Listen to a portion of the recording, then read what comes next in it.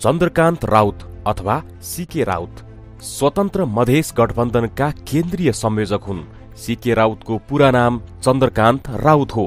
31 अगस्त 1977 मा उनी कोशी ब्यारेजदेखि 10 किलोमिटर पश्चिममा सप्तरी जिल्लाको महादेवा गाउँमा जन्मिएका हुन्। गाउँमा नै उनी हुर्किए र ठूला भए।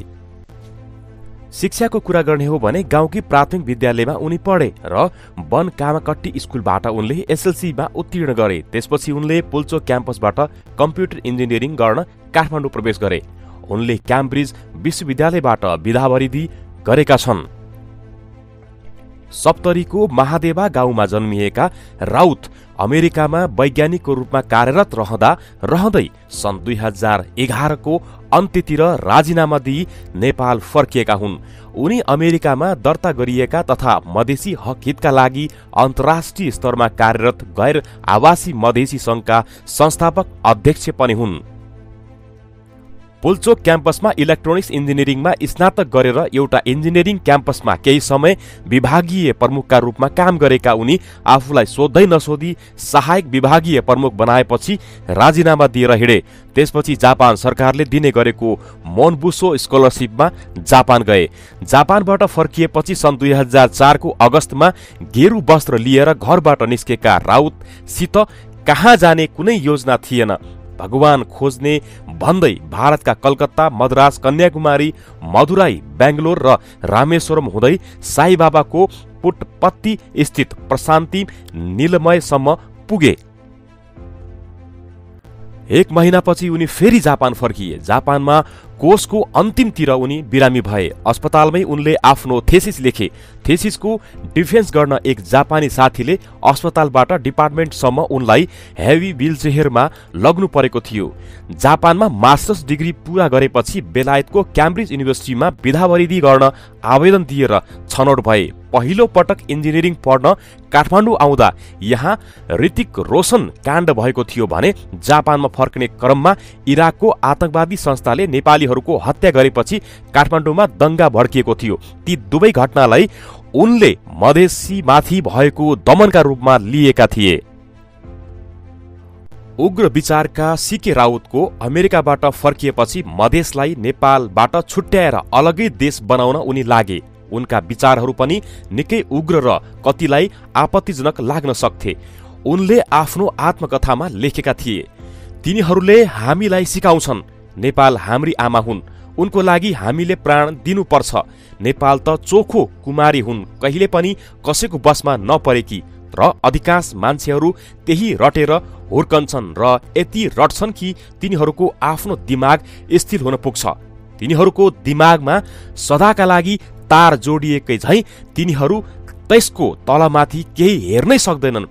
यदि मलाई नेपाललाई मानवीकरण गरेर हेर्न नै बाध्य बनाइयो भने म भन्न चाहन्छु, नेपाल हाम्री आमा होइनन्, नेपाल त हाम्रो रगत चुस्ने बोक्सी हुन्, जसले हाम्रो भूमि, अनाज र अधिकार खोसिरहन्छन् र बदलामा दासता, अन्याय र गरिबी दिइरहन्छन्। नेपाल चोखो कुमारी रे। नेपाल त निर्लज्ज र हो जो राति हरेक विदेशीसँग सम्भोग गर्छे, तर बिहानी आफ्नो कुमारीत्वको अभिमान गर्दै हिँड्छे। इतिहासको कुन कालमा नेपाल स्वतन्त्र र स्वशासी थियो? म सोध्न चाहन्छु। नेपालमा त अझै गोर्खालीको शासन छ। नेपाल अझै गोर्खालीको पराधीन छ। त्यहाँ स्वशासन कहाँ छ? नेपाल होइन, मधेस हाम्री आमा हुन्, जसले हाम्री जन्मदा खुट्टा टेक्न भूमि दिन्छन्, खान दिन्छन् र खानलाई जीवनभरि अनाज दिन्छन् र मरेपछि अस्थि ढाक्न माटो दिन्छन्। मधेस हाम्रो मातृभूमि हो, नेपाल होइन।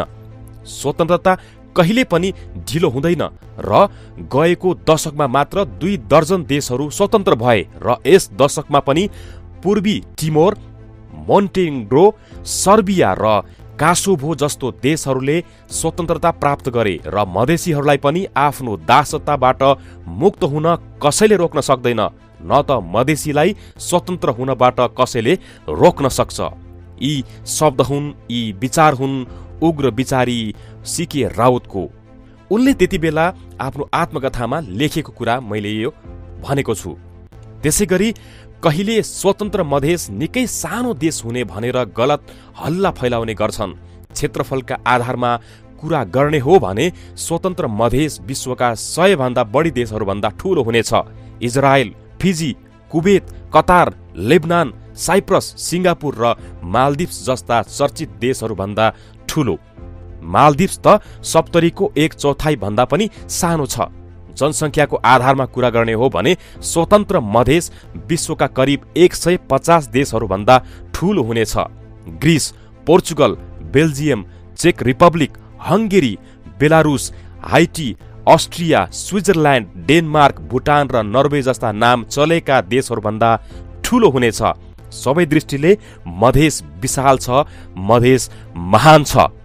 यी कुरा हुन्, यी विचार हुन् उग्र विचारी C K Raut, doctor C K Raut. Doctor C K राउतले धेरै सम्मानहरू पनि पाएका छन्, जस्तै महेन्द्र विधाभूषण, कुलरत्न गोल्ड मेडल, त्यसैगरी युवा इन्जिनियर पुरस्कार, त्यसपछि ट्रफी म्यानकफ एकाडेमिक एचिभमेन्ट अवार्ड र यसबाहेक उनले एउटा पार्टीको पनि गठन गरेका छन्, जनमत पार्टी। पहिलो पटक संसदीय प्रतिस्पर्धामा होमिएका चन्द्रकान्त सीके राउत सप्तरी क्षेत्र नम्बर 2 बाट प्रतिनिधि सभाको लागि निर्वाचित हुँदैछन्। उनले निकटतम प्रतिद्वन्दी भन्दा दोब्बर मत ल्याई प्रभावशाली भनिएका मधेसी नेताहरूलाई पछि पारे। जनमत पार्टी स्थापना गरेर मूलधारको राजनीतिमा आएका राउतको उदयसँगै पुराना मधेसी दलहरू आत्मलोचना गर्न बाध्य भएका छन्। यसरी यस परिस्थितिलाई राजनीतिक परिवेशमा नयाँ युगको सुरुवातका रूपमा व्याख्या गर्न उनी चाहन्छन्। यो जितले के संकेत गर्छ भने अब हामी नयाँ पिढी नयाँ तरिकाबाट देश र मधेसकै राजनीति हाँक्ने दिशातर्फ अगाडि बढेका छौं या बढेका हौं। उनले बीबीसीसँगको कुराकानीमा यो कुरा भनेका छन्। प्रतिनिधि सभा निर्वाचन 2079 मा जनमत पार्टीका उम्मेद्वार चन्द्रकान्त सीके राव सप्तरी प्रतिनिधि सभा सदस्य निर्वाचन क्षेत्र नम्बर 2 बाट 35,042 मत प्राप्त गरी प्रतिनिधि सभा सदस्यमा विजयी भएका छन्। उनका निकटतम प्रतिद्वन्दी जनता समाजवादी पार्टी नेपालका उम्मेद्वार उपेन्द्र यादवले 16,979 मत प्राप्त गरेका थिए। यो मत ठूलो मत हो। यसले अब सीके राउतमाथि जनताको विश्वास चाहिँ बढेको देखिन्छ। यसबाहेक सीके राउत साहित्यतिर पनि रुचि राख्ने गर्छन्। उनले आफ्नो आत्मकथा डिनायल टु डिफेन्स र मधेस सम्बन्धी अन्य 2वटा पुस्तक प्रकाशित गरिसकेका छन्। आउँदो समयमा सीके राउत डाक्टर चन्द्रकान्त राउतलाई उहाँको सफल कार्यकालको लागि शुभकामना व्यक्त गर्न चाहन्छौं र आजको यस भिडियोलाई तयार पार्दा विकिपीडिया सहित अन्य अनलाइन स्तम्भहरूलाई साभारको लागि विशेष धन्यवाद व्यक्त गर्न चाहन्छौं।